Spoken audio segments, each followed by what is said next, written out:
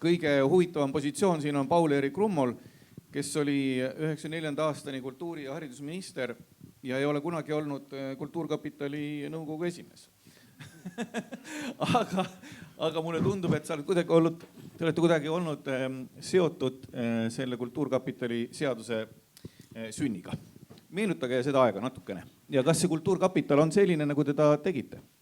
No ükski asi ei saa 25 aastat päris samasugune olla, aga seda ma näen küll hea meelega, olles seda Kultuurkapitali tegevust vaikselt jälginud kõik see aeg, mis ta olen toimetanud on, et ikka see põhijoon või telg või selline vundament on küll paika jäänud, tänu Jumalale. Ja tegelikult peab ütlema, et see 25 aastat on ju praegu arvestatud tagasi selle seaduse vastuvõtmise seaduse alusel siis organisatsiooni loomisest. Aga tegevus selle ümber hakkas ikka jupp aeg varem pihta, natuke on siin juba sellest ka juttu olnud. Nii et idee, minu meelest Kultuurkapitali taastamise idee minu kõrvus küll kõlas esimest korda Eesti Kongressis ja Eesti Kongressi ajal ja oli muu hulgas siis nagu üks elemente sellest üldisest Eesti Vabariigi restitueerimise sellisest suurest visioonist, et võimalikult palju teha selline taastatud Eesti Vabariik, nagu ta enne taastamist kokku kukkus või kokku kukutati. Nii et suured ettevalmistused Kultuurkapitali seaduse nüüd uuendamiseks siis vastavalt uutele oludele tehti ära Eesti Kongressi kuluaarides juba. Seal oli tõesti tegemist siin juba nimetatud Partu Messeniga. Üks kõva huviline oli Tõnis Rätsep, üks kõva huviline oli Juhan Viiding. Ja kuna ma ka seal olin, siis ma olin ka ninapidi asja juures. Arvo Valtonit tuleb nimetada selles seos kindlasti. Ja ka nagu siin Märt-Matis Lill nimetas, Rööbiti hakkas sellega tegelema siis ka see nii-öelda ülemineku valitsus, mille kultuuriminister Lepo Sumera oli. Nõnda, et need ettevalmistustööd olid pikad. Seal võtsid osa nendest tõesti mõlemad siis tolleaegsed, uuele riigivõimule pretendeerivad keskused, Eesti Kongress, Eesti Komitee ja siis tolleaegne Kultuuriministeerium. Nõnda, et ettevalmistused olid pikad ja iga pisiasi sai väga läbi arutatud. Nõnda, et sellise kujul, nagu ta lõpuks vastu võeti, oli mul küll tunne, et vähemalt sellel hetkel ja mõnekski ajaks ette on ta nii paigas, et võib julgelt selle peale loota ja lihtsalt jälgida, kuidas ta nüüd toimima hakkab, et siis kui on vaja pisiasju korrigeerida, et küll siis neid saab korrigeerida. No, ma olen küsinud siin ministrite käest, et mis on olnud teie ministriks oleku ajal see suurim arm ja armastus ja ka siis Kultuurkapitali vaates seda ja mis on jätud kõige valusama haava. Et Jaak Allik, et mis on siis suuremad kordaminekud ja kust te siis ikkagi hakkama ei saanud? No, kui Paul-Eerik oli tõesti minister, siis kui seadus vastu võeti, pärast seda oli mõned kuud minister Peeter Olesk, kes määras ka esimese Kultuurkapitali sihtkapitalide nõukogu 1994 sügis. Ja mina olin siis 95. aasta aprillist 4 aastat tegelikult selle kapitali käivitamise juures. Ja ka see oli see aeg, kus ei tehtud kõige olulisemad võib-olla korrektiivid ka seadusse ja ka praktikasse. Ja selles mõttes oli see väga töine aeg, ma mõned asjad nimetaksin, millest siin täna pole isegi jutt olnud niivõrd, aga mis olid nüüd väga olulised otsused, mida tegi see esimene koosseis siis. Nimelt juba 95 me otsustasime sisse seada need, mis nad nüüd on, elutöö toetused või pensionid. See tähendab, et 96. aasta eelarvesse planeeriti 2,8 miljonit krooni 130 inimesele 3000 kroonise pensioni siis maksmiseks, aga tegelikult tulem oli 3,5 miljonit ja 167 kultuuritöötajad said 96 juba selle elutöö toetuse. Minu arust see töötab siiamaani ja see on väga oluline asi, mida Kultuurkapital teinud on. Ja arv suurenes sellepärast, et ka see samane nõukogu ise, tähendab üldnõukogu, võttis omal õiguse määrata need toetused siis neile Eesti laulupeo ja tantsupeode üldjuhtidele ja ka muuseumi ja raamatukogu tööveteranidele. Ja teine asi, mis ka käivitus kohe, oli see vajadus nende maakondlike ekspertgruppide järgi. Sest et see koormus, mis oli rahvakultuuri kapitalil, oli niivõrd suur ja selle me käivitasime ka juba järgmisest aastast ja ma vaatasin statistikat. 1996 oli rahvakultuuril 2916 taotluse rahuldamist, pluss 1000 oli maakondlikele ekspertgruppidele, et me võtsime maha. See seadusemuudatus sai tehtud mõnevõrra hiljem, sai ka seadustatud. Aga juba 97 oli siis, või 96 oli esimest korda siis see seadus ise lahti võetuna üles, siin täna väga hoiatati Riigikogu ees nimelt ideega luua spordi sihtkapital. Ja see ei läinud sugugi mitte väga üksmeelselt, ka see raamat, mis siin on ilmunud, näitab seda, et olid vaidlused, aga Riigikogus läks see siiski läbi. Muide, temaga paralleelselt olnud idee nimetada Kultuuriministeeriumi ümber Kultuuri- ja Spordiministeeriumiks kaotas parlamendis ühe häälega ja see üks hääl oli tollane mõõdukas, 3-kordne olümpiamängude pronks Jüri Tamm, nagu ma õieti mäletan, mis oli ka huvitav fenomen. Nii, aga sealt siis ka see mälestus, minu meelest me ükskord võtsime lahti, teinekord tegime veel ühe olulise muudatuse, läks vist sellega koos, nimelt kui esimene kord olid ekspertgrupid 3-aastased, et sihtkapitalide nõukogud tähendab, siis sai ruttu selgeks, et see roteerumine peaks olema kiirem ja me tegime 97. aastast nad 2-aastasteks ja ilmselt oli see õige, sest see sama rotatsioon, mis on nõukogudes, minu meelest on andnud põhilise panuse sellest, et siiski mingeid skandaale. Tõepoolest, mina ei tea ühtegi skandaali, mis on olnud selle 27 aasta jooksul, 25 aastas seoses jaotamisega. Sellist skandaali, mis oleks nüüd kuidagi ajakirjandusse jõudnud või suurt mässu tekitanud, seda ei ole. See on täiesti kummaline võrreldes nüüd selle esimese Eesti ajaga. Ja selle tagatis on minu meelest roteerumine. Nii. See, et tüli jääb kogukonda ja ei hakka nagu avalikkusesse välja tooma. Aga ma natuke räägin veel, kui tohib, see 4 aasta pealt. Ja sealt oli siis ka minul see kogemus, et tõesti seda seadust lahti võtta ei maksa, seda seadust ei tohi tuua tervikuna Riigikogu ette, millest siin kolleegid ennem kõik rääkisid, 2 põhjusel. Esiteks, ja Laine Randjärv ütles seda väga õieti, ei ole vist Eestis olnud rahandusministrit sõltumata tema erakondlikust kuuluvusest, kes ei oleks tahtnud küüsi taha ajada. See on üks asi. Midagi muuta nendes, mitte aktsiisist mingit asja korraldada. Ja teine asi, mis on võib-olla veel hullem, sest see rahandusministriga saab lõpuks koalitsioon hakkama, on see, et 101 parlamendi liikme kompetents kultuurialal nende arvates on lõputu. Tähendab, neid üksikuid ettepanekuid, midagi muuta, tuleb väga palju, igaüks näeb, kus on viga. Ja võt siin enam ei manageeri ära isegi võib-olla ükskõik kui võimas koalitsioon, sest mõned ettepanekud võivad esimesel pilgul väga ahvatlevana, aga nad ajavad laeva kohe põhja. Nii et minu soovitus on ka olnud ja seni on kõik järeltulijad seda täitnud, et ei ole seda seadust lahti võetud Riigikogu ees ja küll saab teda parandada ehk ka ilma selleta. Ja lõpuks viimane asi, mis oli muidugi, mis on kõige olulisem, kus ma olen eriarvamusel peaaegu kõigi teiste ministritega ja hakkasin seda poliitikat teostama ja olen veendunud, et see on õige. Nimelt seaduse andja on määranud, et kultuuriminister on Kultuurkapitali nõukogu esimees. Ja ma ei ole võtnud seda mitte juhusliku või viisakusest punktina. Ja ma mäletan kõige emotsionaalsem elamus, mis mul sellega seoses oli, kui ma esimest korda kutsusin nõukogu kokku, ma sain nüüd esimeheks 95 mingisugune aprill ja nõukogu koosolek vaja korraldada. Ma seda kutsus, et palun nõukogu koguneb minu kabinetti, ministri kabinetti. Minu meelest loomulik. Ja siis tuli nõukogu sinna. Ma nõukogu liikmete silmist ei luenudki teadmist, mis õudust välja, sest kultuuriinimestel oli huvitav ka kultuuriministri kabinetti tulla.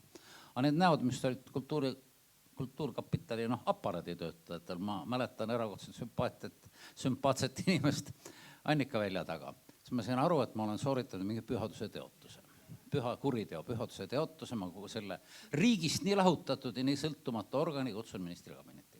Ma õppisin ära, edaspidi toimusid kõik nõukogu koosolekud nõukogu ruumes, aga ma siiski tundsin ennast nõukogu esimehena ja ma ei ole kunagi aru saanud, et on mingid sitspresidendi kohad, kes kirjutavad millelegi alla. Ja ma hakkasin viima läbi tõesti seda poliitikat, et kui rahva tahe on määranud nõukogu esimeheks kultuuriministri, siis ka sihtkapitalides peaks olema inimene, kes on ministeeriumi, on ta siis töötaja, on ta usaldusisik, kellel on ministeeriumiga lähem kontakt, et selgitada seal ministeeriumi seisukohti.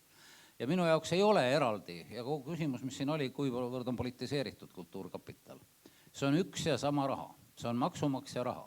See on maksumaksja poolt riigieelarvesse kogutud raha, mille parlament on otsustanud, jah, see raha jagatakse teistel põhimõtetel, seda jagavad eksperdid, väga hea otsus, aga see raha on ka Kultuuriministeeriumi eelarve loomulik osa, ta on sinna sisse kirjutatud. Ja rääkida siin, et need asjad peavad täiesti eraldi olema. Minu meelest see ei ole mõttekas ja see lähtub sellest ikkagi, mis oli nõukogude ajast pärit, et see riik on üks paha asi, riik on üks asi, mida me ei tohi usaldada, riigi poolt tulevad halvad otsused, aga ministeeriumi aparaat oli moodustatud nii, et tänaseni on ta selline, et iga alal on üks nõunik ja see nõunik on selle ala spetsialist. See nõunik ei ole ametnik, see nõunik on kultuuritöötaja, nimetame, Malli Jõgi oli enne kirjanduskapitali esimees, siis tuli ministeeriumisse Rein Veidemann või Reet Remmel või Reet Mikkel, kõik olid inimesed, keda usaldasid põhimõtteliselt, ei ole muidu mõtet neile palkagi maksta ministeeriumis. Ja on 2 piirangut, millest siin ei ole nimetatud seadusjärgsed piirangud. Esiteks, kultuuriminister võib nimetada ainult nõukogu liikmeteks need inimesed, keda on esitanud, et kultuuriasutused ja organisatsioonid ei saa ise välja mõelda mitte kedagi. Ja teiseks, 2 korda on roteerumisaeg. Ja ma viisin oma aja jooksul, ma nimetasin 1 kord, need liikmed 97 viisin sellega ellu. Ja nüüd ma tahan lõpetuseks öelda veel ühe asja, millest mul on kahju, et järeltulijad on selle traditsiooni ära kaotanud. Nimelt, me avalikustasime kõigi kandidaatide nimed Sirbis, kõik, kes olid nende poolt esitatud, kelle vahelt siis minister pidi valima. Ja ma esinesin ka Sirbis kirjaliku põhjendusega, miks ma valisin just need 7 inimest. Vaat see avalikustamine on hiljem aegade jooksul ära kadunud. Minu meelest võiks selle tagasi tulla, siis oleks ka nende nimetamine läbipaistev, sest see on kuskil, ma ei ütled, et sina ära kaotsid, hiljem kadus ära. Aeg on pikk olnud. Kohe. Ja Jaagu järeltulija ongi Signe Kivi. Nii, ma saan aru, et Signe anname mikri ka edasi. Aga ma võtan veel sõna, ole. Ja, ikka. Ja kõik tahavad koju minna. Ja Signe igatahes seda korda ei muutnud, aga ma küsin siis seda, et kas, kui te läksite nüüd sinna nõukogu koosolekule ministrina või nõukogu esimehena, on siis võimalik poliitikat ukse taha jätta või mitte? Kultuuriministri poliitikat. Tegelikult ma tean, mida ma tahan rääkida ja küsimusele vastan ma nii, et mul on Kultuurkapitaliga sellepärast ka teistsugune suhe võib-olla kui paljudel, et ma olen sinna kirjutanud ka taotlusi kunstnikuna. Aga tänasel päeval tahan ma jagada ühte meenutust ühest tulikuumast päevast, mida ma mitte kunagi ära ei unusta, kus minu laual paljude kirjade hulgas oli üks suur kinnine ümbrik, mida ma millegipärast ei tahtnud pikka aega avada. Sest ministrile üldiselt avamata kirju ei tooda. Ja kui ma ta lõpuks avasin, siis läksin ma Margus Allikmaa kabinetti. Kantsleri. Siis me helistasime Jüri Pihlile. Siis natukese aja pärast oli ministri kabinetis 4 hallides ülikondades meest. Ja siis järgnesid sündmused, mida kõik teavad. Kui Urmas Paet ütles, et mis ta sai ministrina? Kirbud. 2 korda. Et mina olen Estonia keldris enne remonti näinud rotte, aga see päev ja järgnevad päevad on olnud ühed mu elu raskemad. Kultuurkapital tuli sellest välja. Seda aitas tegelikult teha see sama nõukogu, kes seisis silmitsi faktiga, et meilt on varastatud 8 miljonit, ligi 8 miljonit. Ja ma arvan, et ka niisugused asjad tuleb iseendal välja öelda ja see hetk ei olnud raske mulle mitte tõesti sellepärast, et ma astusin tagasi, vaid see teadmine, et niisugust asja saab teha Kultuurkapitalile, see on siiani õudne. Aga kuna Jaak rääkis veel mõnest asjast. Kas midagi head ka oli, Signe? Meil olid suurepärased nõukogu koosolekud, mis tihti lõppesid peoga, mõnikord läksime ka minu koju. Me koos Annike Väljataga ka tõepoolest me armastasime korraldada Kultuurkapitali preemiate jagamist, mõtlesime välja neid erinevaid kohti, kostitasime kultuurirahvast hea ja paremaga, muide, mida tehti väga hästi ka nüüd viimane kord. Kultuurkapital tegelikult on minu jaoks väga positiivse märgiga, aga minu meelest oleks olnud imelik, kui ma sellest ei räägi. Aga nüüd paar fakti võib-olla veel, et mul õnnestus olla minister ajal, kui valitsuskabinet tegi otsuse hakata ehitama Kumut.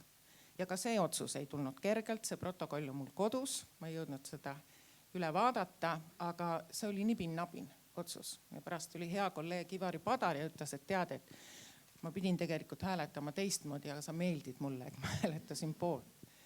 Nii, aga see otsus tähendas ainult ühte takistuse ületamist, sellepärast et Kultuuriministeeriumile anti ülesanne nii-öelda siis välja töötada finantsskeem, mis hakkaks siis seda ehitust finantseerima. Ja nüüd ma usun, et Margus räägib sellest võib-olla ise, aga on kaks meest, Margus Allikmaa ja Siim Kallas, kes mõtlesid selle finantsskeemi välja, mille järgi sai ehitatud ka kõik teised kultuuriobjektid ja oi, kui tulised vaidlused olid Riigikogus. Oi. Kõige suurem vaenlane oli Palts. Aga lõpuks isegi tema leebus. Nii et sellised mälestused ja võib-olla veel paar asja, et rahvakultuur oli siin lõpus kuidagi äratas üles niisugune hea õppejõu hääl ja lustakas ettekanne, et mõnikord hakkad juba ise ka ära unustama, et mis asju sai ministrina ette võetud, siin kõik lugesid oma saavutusi. Aga mulle näiteks meeldib meenutada, et me saatsime Aet Maade rahvakultuuri nõuniku Pärnusse.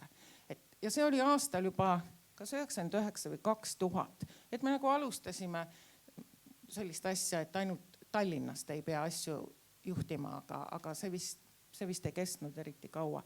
Ja lõpuks ma tahan öelda seda, mida ma teen iga kord, kui minu kõrval on kaks meest, Jaak Allik ja Margus Allikmaa. Ma olen teile metsikult tänuvõlgu. Jaak viis mind sisse sellesse kultuuriministri ellu ja tegi seda uskumatul moel ja toetas mind kõik need ajad. Ja siis kui Margus tuli, siis me saime paljude asjadega hakkama. Aitäh! Jah, aitäh! No Margus Allikmaal tuli siis klattima hakata ka peale selle, et ja maja ehitada. Seoses Kumuga ainult üks repliik, et minu selles valitsuses, kus mina olin, oli üks minister, ma ei nimeta tema nime, kes valitsuse istungil tegi täiesti tõsimeele ettepaneku ja arvas, et Kumut ei ole vaja, sest kõik need pildid saab riputada internetti. See ei olnud IT-minister. Ja Margus, kuidas siis on? Ma saan, me kõik ju näeme, et Kumu on makstud ja valmis saanud. Võib-olla ma hoopis sinu käest küsingi hoopis uue küsimuse. Mis on järgmine maja, mille peaks ehitama Kultuurkapital? Aitäh, Margus. Me teame seda vastust. Ma pärast ütlen. Aga veel ennem, kui ma natuke pikemalt räägin asjadest, millele Signe tegi sissejuhatused, siis aitäh Signe selle väga sümpaatse ja nagu kuidagi minu rolli pisut liiga kõrgele tõsta jutu eest, et minu aeg Kultuuriministeeriumis oli hästi lühike, aga need asjad, millest Signe rääkis, mis mõlemad olid ju hästi tõsised ja olulised asjad, üks nagu negatiivses mõttes, teine nagu positiivses mõttes. Nendel on pisut naljakad eellood või võib-olla natuke lõbusamad eellood, kui need asjad ise olid. Et kõigepealt, kui rääkida sellest, mis juhtus Kultuurkapitalis, siis ma võiksin ju aplombikalt kuidagi sisse juhatada teema ja öelda niimoodi, et tänu minule kaotas Kultuurkapital 8 miljonit ja Signe pidi ministriametist tagasi astuma. Mis see tähendab? See tähendab seda, et võib-olla kui uskuda tõenäosusteooriat ja Avo Viiol oli teadupärast ta oli matemaatik ja kui tal oleks lastud edasi tegutseda, võib-olla ta oleks võitnud suurelt. Tõenäosusteooria seda ju tegelikult lubab ja võib-olla ta oleks selle raha ministeeriumisse või tähendab Kultuurkapitali tagasi toonud, aga see eellugu tegelikult oli selline, et Aare Järvan, kes oli toona Rahandusministeeriumi kantsler, mina olin Kultuuriministeeriumi kantsler, me tulime Saaremaalt ja me elasime kõrvuti majades ühes külas ja ennem kui me päris koju läksime, me läksime külakõrtsist läbi, mis kannab nime Paat, ka kandis toonagi. Ja arutasime maailma asju, nagu ikka arutatakse ja kuna vahetult enne seda oli vastu võetud ja Kultuurkapitali nõukogu poolt kinnitatud 2001. aasta Kultuurkapitali aasta aruanne ja Aare, kes oli rahandusinimene ja spetsialist ja tundis asja, mainis sellise lause, et kuule, vaata seal Kultuurkapitali aasta aruandes oli selline punkt, et seal on 8 miljonit sularaha jääk kassas, et küll teil peab ikka suur seif olema, kus seda raha hoitakse. Ja mina läksin siis paar päeva, see küsimus jäi nagu kuidagi nagu õhku ja üles ja läksin paar päeva hiljem. Otsima kappi. Ja läksingi Viioli käest, küsisin, et kuule, et kus see suur seif on, kus see 8 miljonit meil seisab. Ja siis sealt juba kõik järgnes see, mida Signe rääkis, kui ta leidis ümbriku oma laua pealt, kus siis Viiol esines ülestunnistusega. Ta rääkis ära, et seda 8 miljonit ei ole. Ja nüüd, kui rääkida sellest järgmisest teemast, millele Signe ka hästi sümpaatse sissejuhatuse tegi, et kuidas tehti see rahastamisskeem või kuidas see leiti see rahastamisskeem kultuuriehituste rahastamiseks või nende tähtsate kultuuriobjektide rahastamiseks, nagu seda 1996. aastal oli otsustatud, et mis need objektid on.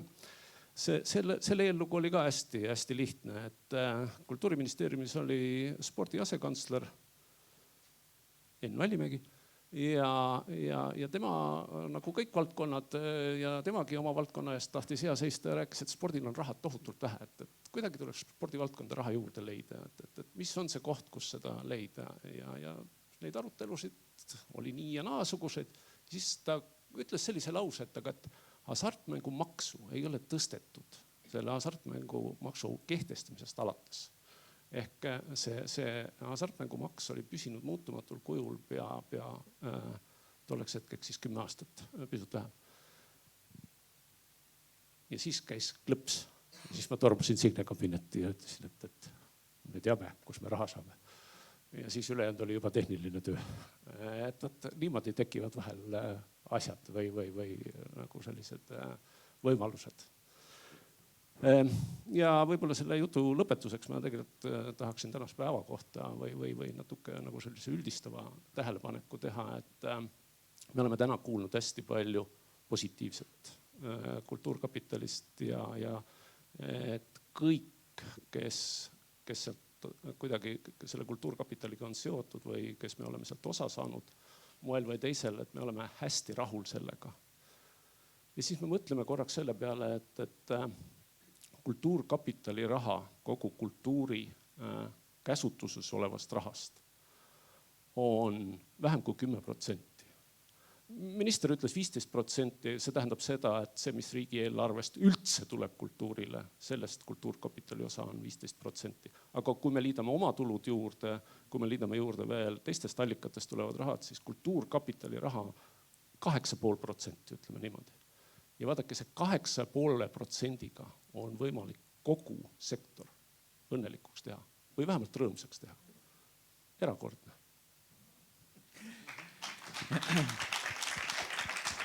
Urve Tiidus 2013-2015 minister, kas Kultuurkapitalil on selline eneseregulatsiooni võime ja enesekontrolli võime nüüd olemas ja kompetents on seal selline, et näeb ka laia vaadet? Teatavasti ma olen kohaliku omavalitsuse taustaga 8 aastat Saaremaal.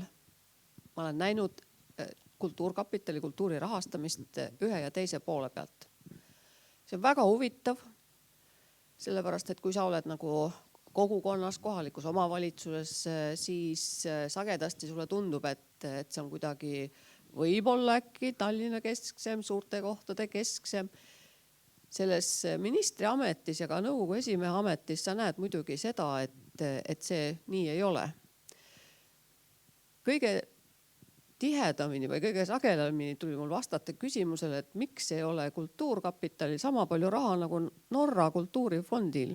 No mitte väga kõige tihedamini, aga nii mõnigi kord pidin vastama sellele, et näete, Norra kultuurifond, mis teatavasti saab raha naftafondist, eks ole.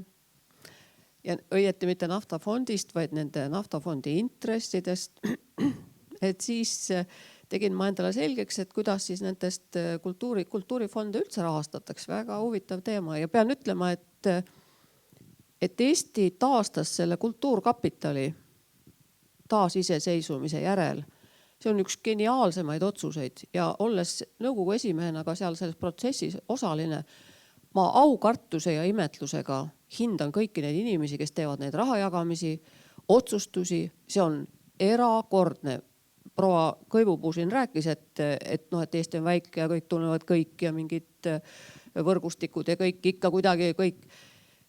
Kõige keerulisem on leida nende fantastiliste ideede seast sel hetkel, ajahetkel kõige fantastilisem, kõige perspektiivikam. Et see on suurepärane kogemus. Mina oma käppa ega soovitusi seal ei jaganud, aga seda tööd nagu näha selles ametis, see on erakordne kogemus. Ja muidugi sel ajal, kui ma nüüd ei eksi, tulid mängu või hakkas rohkem kõlama ka see Eesti kultuuri rahvusvahelistumine, et Eesti kultuur peab jõudma kaugemale Eesti piiridest ja naabrite juurest ja üle ookeani ja Hiinasse ja Ameerikasse ja nii edasi, et need kogemused ka muidugi fantastilised, kuidas Arvo Pärti ja Tõnu Kaljustit kuulati New Yorgis, kuidas see publik selle vastu võttis, et mis ma tahan öelda, et iga kultuuri pandud raha ühik, see, me kõik siin teame, siin kultuuri austajad ja sõbrad, et see toodab tagasi 10-kordselt. Isegi kui me selle hetkel ei näe seda, et see toob saali täiesti umbes täis, eks ole. Või et meil tundub, et mõni muuseum on äkki liiga üledimensioneeritud, siis me ju näeme, mis statistika näitab. Ja on üks väga oluline asi. Kultuur ei ole selline, et täna teeme, homme on tulemus. Me teame seda, et maailm vananeb, küpses eas inimeste arv kasvab, ka Eestis kogu aeg räägime, muudkui vananeb ja vananeb. Tegelikult on see rahvas, kes elab pikemalt, võib-olla ei pea enam iga päev tööl käima. See on üks täiesti võib-olla, ütleme, kasvav sihtgrupp ka kultuurielule ja küllap Kultuurkapitalil tuleb sellega tegeleda tulevikus. Ja see on üks väga suur potentsiaal. Nii et palju õnne Kultuurkapitalile, millal see sünnib täpselt on, ma ei teagi. Igatahes kõik, kes sellega on olnud seotud erialaselt, professionaalselt, vaimselt, intellektuaalselt, need on teinud Eesti elule suure teene. Tegelikult on nii. Palju õnne Kultuurkapitali rahvas. Aitäh, Urve. Ja repliik. Ma tahaks lihtsalt veel 2 lühikest meenutust või märkust teha. Siin Rein Lang ütles eelmises vestlusringis sellise lause, et kõik kultuuriministrid on kasutanud kapitaliga selleks, et lappida auke, mis tekivad kultuuriministeeriumi eelarves. Ma ei taha teiste kolleegidest rääkida. Jah, ma seda 2 korda tegin, aga seda ei saa ju teha nii, et ma kirjutan Kultuurkapitali eest mingid rahad välja. Ma pean veenma seda suurt nõukogu seda tegema. Ja kõige tormilisem, kõige pikem ja tõesti koosolek, mida mina mäletan, oli küsimuses, kui oli päevakorras, kas kultuurileht ehk endine ja praegune Sirp hävitada või ellu jätta. Tollegne toimetaja Tiina Tamber oli pankrotis selle lehega ja oli päevakorras leht sulgeda. Ja Eestis ei oleks olnud enam kultuuri ajalehte iga nädalast, sest erastada seda lehte keegi väga ei soovinud, sealt ei tule mingit tulu. ja see oli mitmetunnine koosolek ja sellest raamatust võib lugeda, mida ütles lugupeetud Leonhard Laapin ja mida ütles lugupeetud Vardo Romessen selle lehe kohta, kui nõukogulik jäänus, mida kellelgi vaja ei ole. Ja päevakorras oli see, et Kultuurkapital võtaks poole kulust ja ministeerium võtaks poole kulust. Tähendab, minu ülesanne oli veenda Kultuurkapitali nõukogu, et ta võtaks poole selle lehe väljaandmise kulust endale. Ja ühe häälega ma võitsin, nii et see, kui sa küsisid armu kohta, siis see minu jaoks on see kõige olulisem võib-olla arm, mis hinge on jäänud, mida ma suutsin ära teha. Ja teine kord läks natuke lihtsamini. 99. aasta laulupidu. Rahaline olukord oli riigis väga raske ja laulupeo eelarve ei tulnud kokku. Ja ma tõesti kutsusin nõukogu kokku ja tegin ettepaneku, et selle summa see oli hästi mitusada tuhat krooni või rohkemgi, aga vist peaaegu pool. Et selle võtab, kuna on riigieelarve raha, riik on maksumaksja raha ja on laulupidu. Vaat selle võtame nüüd Kultuurkapitali kanda.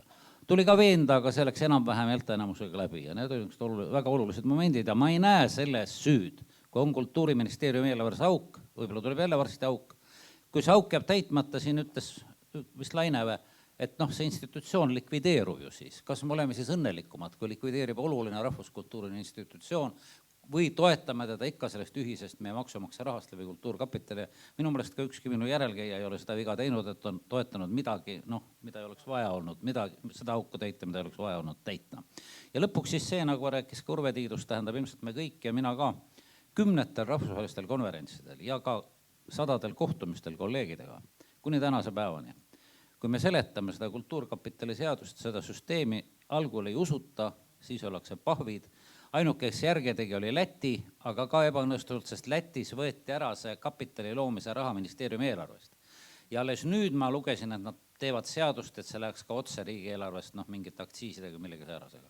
Tähendab, see on uskumatu, mis me oleme selle kapitaliga teinud, saavutanud kõigil aladel, õppereisid, trükised, absoluutselt kõik. Ja tänu sellele on olulisel määral, kuigi 8,5%, nagu sa ütlesid, Margus, jah, see on teinud me kultuuri õnnelikuks, nii et aitäh kõigile, kes sellega on nii või teisiti olnud seotud. Ja Signe ka. Mul tuli üks positiivne asi meelde, neid on tegelikult hästi palju ja just nõukogu tööst, et täna me räägime ka hästi palju sellest, et sellel ajal jah, kui mina siis olin nõukogu esimees, siis me tegime päris palju algatusi. Üks minust kõige olulisem, mis kestab senini, oli Ela ja Sära stipendium.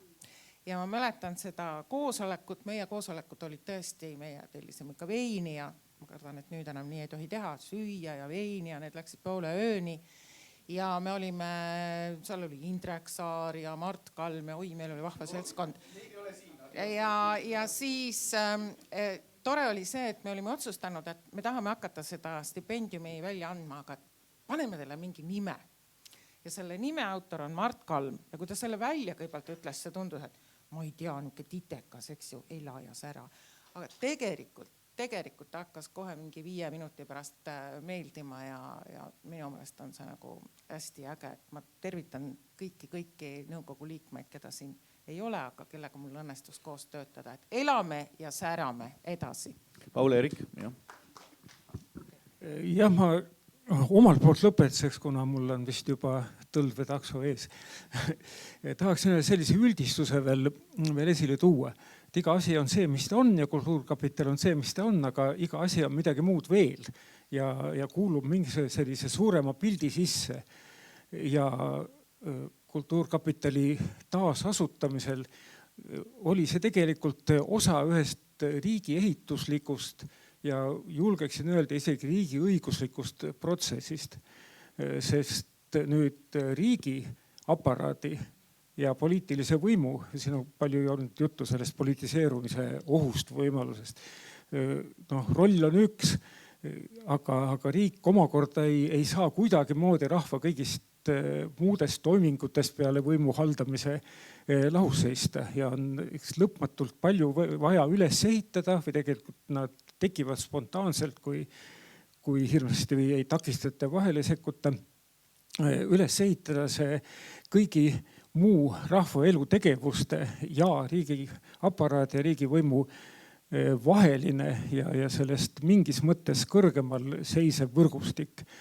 Ja puht riigiõiguslikult on veel küsimus ka selles, et Kultuurkapital oli üks esimesi selliseid, mille peal sai proovitud avalik-õiguslikku organisatsiooni tegevust, missugune peab olema avalik-õiguslik organisatsioon. Ja need avalik-õiguslike organisatsioonid, mida valdavalt rahastatakse tegelikult riigieelarvest või ütleme siis seaduse alusel määratud maksudest, maksumaksja rahast, missugune on nende toimimispõhimõte, missugused on nende piirangud, missugused on nende eelised võrreldes riigiasutuste omadega ja võrreldes siis ütleme igaste sihtasutustega, mida ju ka lõpmatu palju on. Ja nüüd Kultuurkapital täitis oma esimestel aastatel mõnes mõttes ka sellise katsepolügooni rolli ülikoolide üleminek, suurte ülikoolide üleminek avalik-õiguslikuks organisatsiooniks, teiselt poolt riigiasutuste üleminek, näiteks teatrite, kui me kultuurist räägime, riiklik asutatud sihtasutusteks. See oli üks lõpmata pikk protsess ja riigi ehituslikult minu meelest selline oluline. Ja teine asi, mida üldislikult öelda tahaksin veel, on, et kunstid, ma eelistan ka muide nagu Raivo Palmaru, kes siia kirja saatis, et rääkida kultuuri asemel, rääkida kunstidest, sest kultuur on ääretult lai mõiste. Konkreetselt Kultuurkapital tegeleb ju ka kunstide rahastamisega. Just nimelt. Et kunstidel on alati tegelikult igas ühiskonna tüübis on see oht ühelt poolt kas politiseeruda ja teiselt poolt kommertsialiseeruda ja nende vahel laveerida on kerge suurtes ja majanduslikult rikastes ühiskondades, kus on ostujõuline publik suur, kus on ka selliste mittetingimata tulu toovate algatuste sponseerimine ja toimimine metseenina, vana traditsioon ja on olemas siis nii jõukaid inimesi, organisatsioone, ettevõtteid, kes saavad seda endale lubada. Et seal on asi tegelikult lihtne ja politiseerumise oht on nullilähedane. Väikeses ühiskonnas ei ole võimalik, et ainult siis turu põhimõttes see toimub, aga paratamatult riigipoolne rahastamine on olemuslikult poliitiline, kas me seda tunnistame või mitte.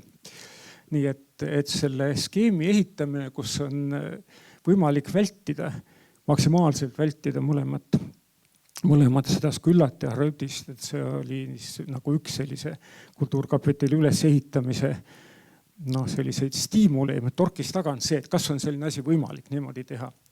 Ja paistab, et enam-vähem on osutunud võimalikuks. Seega tänan kõiki, kes seda siis ellu on viinud ja kaunis siit ära. Aitäh, Paul-Eerik.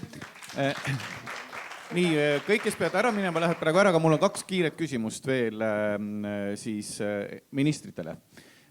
25 aastat on seadus olnud, see tähendab seda, et me oleme saanud valmis 3 maja, mis on ära otsustatud ja me oleme kogu aeg tegutsenud samasuguses proportsioonis raha jagamisega ehk filmikunst, audiovisuaalne kunst saab alati sellise poti ja rahvakultuur teistsuguse, aga alati nagu ühesuguses proportsioonis. Ometi on 25 aastat elu edasi läinud. Me oleme teistsuguses Eestis. Kas me peame muutma neid proportsioone ehk avama seaduse ja milline on järgmine maja? 2 küsimust. No ma võin vastata, esiteks selleks ei ole vaja seadust avada. Need proportsioonid määrab Kultuurkapitali nõukogu vastavalt seadusele. Kultuurkapitali nõukogus peab see otsus muuta proportsiooni saama poolthäälte enamuse.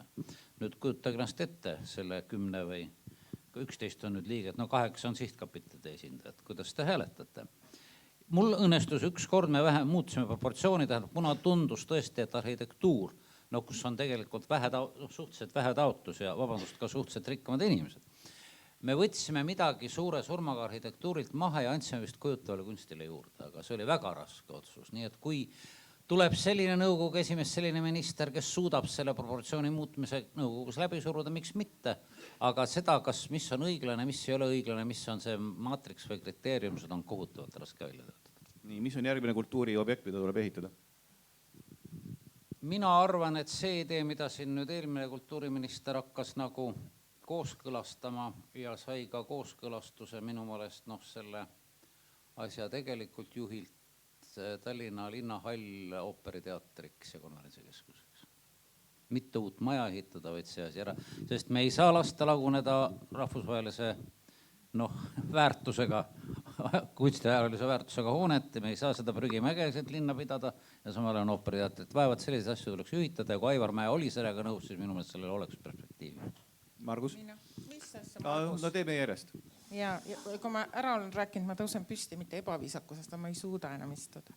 Et jah, minu meelest proportsioone võiks muuta ja loomulikult oma särk on Nihule kõige lähemal, et mulle tundub, et kujutab ja rakenduskunst, et arvestades neid inimesi, kes selles sfääris tegutsevad ja juurde on tulnud väga võimsalt disain. Ma tean, et üks Kultuurkapitali nõukogu koosseis tegeles väga põhjalikult nii-öelda taustauuringute ja ettepanekutega, aga kui see asi tuleb hääletusele, siis kokkuleppele ei jõuta.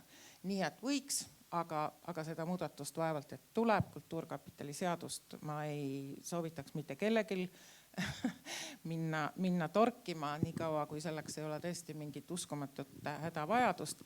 Mis puudutab objekte, siis meie oleme siin Urvega sellises toredas seisus, et meie oleme nüüd vastikud poliitikud ja see otsus on meie... Mina oma arust ka ei ole, aga ma lugesin enne seal, et Üllar Saaremäe on juba lühikese aja jooksul tajunud, et ta on nüüd mitte hea näitaja, aga vastik poliitik. Ja et see otsus suures osas hakkab kujunema avalikkuses, muidugi kultuuri avalikkuses ja ehk lüüakse lukku parlamendis. Mul on omad mõtted ja ma ei saa üle ega ümber sellest, et ma olen vale tartlane ja ma muidugi sooviks, et Tartu kesklinna kerkiks Linnaraamatukogu ja Tartu Kunstimuuseumi ühishoone. Nii et meil on siin toredaid erinevaid arvamusi. Aga no miks 3? Võib ju 5 ka, aitäh. Ma ei taha teid tõesti rohkem hoida. Nii, Margus. Ja, et see, mis puudutab proportsioonide muutmist, siis selleks peab olema, või see saab juhtuma ainult ühel juhul, kui ühiskonnas tajutakse nagu selgelt, või ütleme siis kultuurisfääris tajutakse selgelt, et nüüd tuleb see otsus teha. Niikaua, kui seda ühist arusaamist ei ole seda võimalik muuta ja täna teadaolevalt nagu väga sellist avalikku diskussiooni või keegi nagu väga sõnaselgelt ei ole öelnud, et mingi proportsioon on totaalselt valesti või teistmoodi, kui ta peaks olema ja selle tõttu on iga selline katse neid proportsioone muutma minna minu meelest ka eos läbi kukkunud või võimatu, et seda ei ole võimalik teha. Ja seda ei maksa ka sellel põhjusel kindlasti hakata nagu väga kuumalt päevakorda võtma, et me täna kuulsime, et mingi initsiatiiv on järjekordselt tekkinud ajakirjanduskapitali asutamiseks, siis me loeme 2030 kultuuriprioriteetidest, et ka muinsuskaitsekapital tuleks luua ja nii edasi, nii edasi. Et vaadake, selle teema avamine igal juhul, Jaak ütles küll õigesti, eks ole, et selleks, et praegu olemasolevate sihtkapitalide proportsioone muuta, selleks ei pea seadust avama, seda saab teha nõukogu otsusega. Aga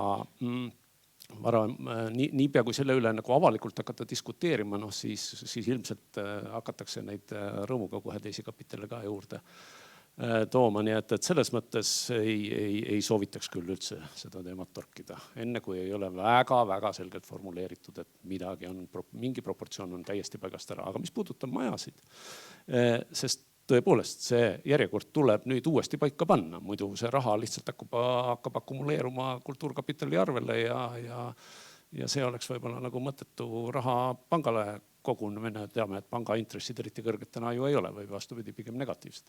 Et kui Signe ütles siin ühe objekti, siis mina julgen küll öelda teise objekti. Aastakümneid on räägitud ühel teemal ja kahjuks äsja me kuulsime järjekordselt, et sellel teemal ei ole lahendust ja jutt käib siis telestuudiotest. Nüüd ma ei kuulnudki saalis mingisugust reaktsiooni väga hästi. Ei. Kõlab nagu audiovisuaalne. Kaugel sellest, et ega muuseumikapitali ka ju ei ole. Et vaadake, see valdkond täna, ma räägin siis puhtalt televisioonist, on ju selline, et selle võiks kokku võtta lühikese lausega, et kui sind ei ole televisioonis, siis sind ei ole olemas. Ja see omakorda tähendab seda, et televisiooni vastutus nii ühiskonnateemade käsitlemisel kui ka tegelikult uue kultuuri loomisel on nii tohutult suur ja seda ei saa lõputult teha stuudiotes, mis on tänaseks vist juba kui vanad, 50 aastat vanad praktiliselt, eks ole, ja paistavad läbi nagu püksid. Nii et nüüd saab Urve võimaluse nimetada 3. objekt.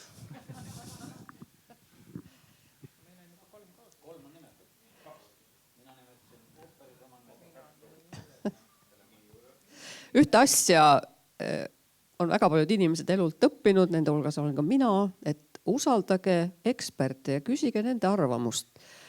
Poliitika on üks niisugune valdkond, kus tõepoolest sul on rahva mandaadile toetudes võimalik teha valikuid ja mõjutada neid valikuprotsesse ja eelarve kasutamist ja nii edasi.